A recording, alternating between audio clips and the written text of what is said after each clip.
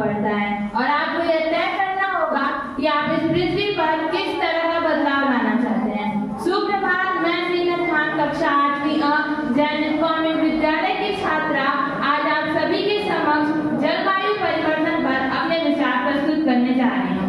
जैसा कि आप सब जानते हैं, आज हम जिस सबसे बड़े खतरे का सामना कर रहे हैं वह है जलवायु परिवर्तन। जलवायु परिवर्तन क्या है? जलवायु परिवर्तन को समझने से पूर्व यह समझ लेना आवश्यक है कि जलवायु क्या है। किसी क्षेत्र में होने वाले मौसम की औसत स्थिति को जलवायु कहते हैं। वहीं जलवायु परिवर्तन का अर्थ है किसी क्षेत्र के जलवायु में धीरे धीरे होने वाला परिवर्तन। पृथ्वी के पूरे इतिहास में यहाँ की जलवायु कई बार परिवर्तित हुई एवं जलवायु परिवर्तन की अनेक घटनाएं भी सामने आई हैं, परंतु यह पहली बार है जब पिछले जलवायु परिवर्तनों की तुलना में मौसम में और तापमान में इतनी वृद्धि देखी गई है।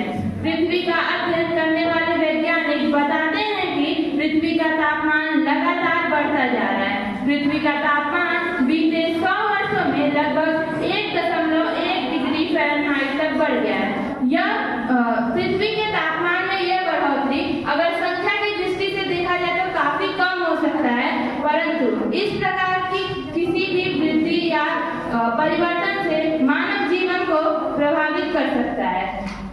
जलवायु परिवर्तन न ही सिर्फ मानव जीवन को बल्कि प्रकृति को भी प्रभावित करता है।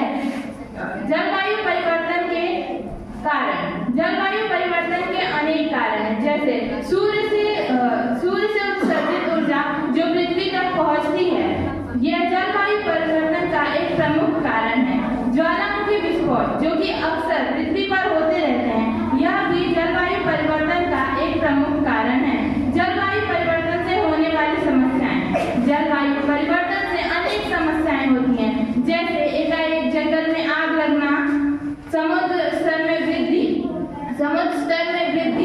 सूखा, बाढ़ आदि जैसी समस्याओं का सामना करना पड़ता है। अगर समस्याएं